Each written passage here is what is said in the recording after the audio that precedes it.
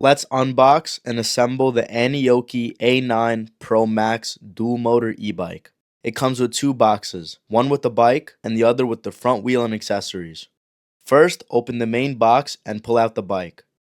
Cut all the zip ties and remove all the foam.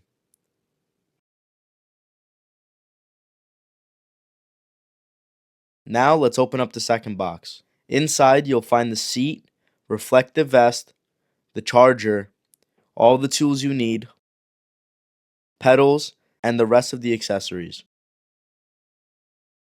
Here's a seat post we'll install later, the rear cargo rack with the tail light, and the front wheel. It also comes with mirrors and a lock. Let's start by installing the handlebars. Slide in the spacer, carefully place the handlebars onto the bike, cover it with the headset cap, screw in the stem block, and make sure it's tight. Then tighten the side screws to lock the stem in place. Cover it with the rubber cap when finished. Now for the front wheel. Remove the shipping axle and carefully slide the front wheel into the forks. Use the special washers and screw them into the fork slots, then tighten the side nuts. Next, the front brakes. Remove the red plastic insert, take out the screws from the red bracket, place the brake caliper onto the mount, and screw it back in. Repeat this on the other side since there are two front brakes. Attach the wire to the front motor. Now for the seat. Attach the seat post to the seat and tighten the nuts. This next bracket attaches with 4 screws. Just line it up and screw it in. Here we're attaching the brake cables to the fork.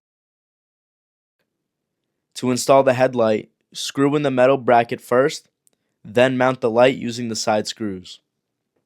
For the turning signals, use the 2 holes on the side of the headlight bracket, screw them in with the nuts, and attach the wires.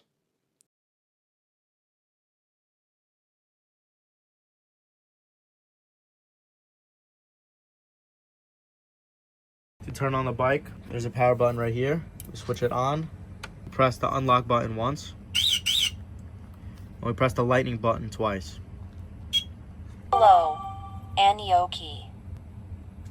Now that the bike is turned on, to turn on the headlights, we hold the plus button right here. We can press either this plus button or this plus button. We hold the plus button and the icon pops up.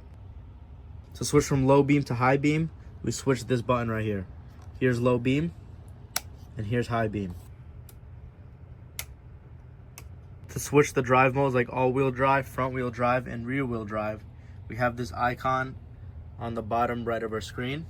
Double tap the power button and it switches for modes. Here we have front-wheel drive. Click it again. Here we have all-wheel drive. Click it again. Now we have rear-wheel drive.